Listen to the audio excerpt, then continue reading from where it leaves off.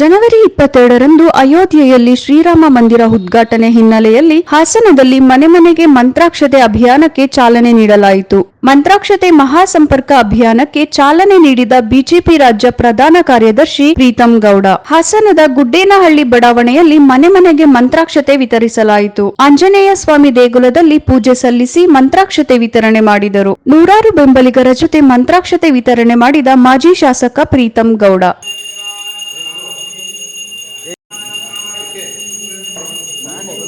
ನಾನು ಹೆಂಗ್ ಬರ್ತೀನಿ ಅಂತ